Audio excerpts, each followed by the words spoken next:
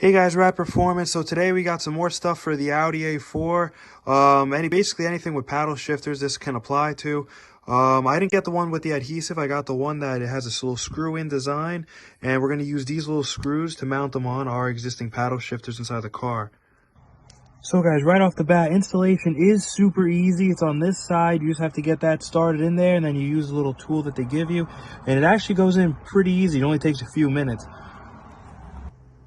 Okay guys, so I just finished tightening up both of them. I gotta say, the feel is amazing. They are like a weighted aluminum, so the feel is all there. You tighten them down, they install really easily.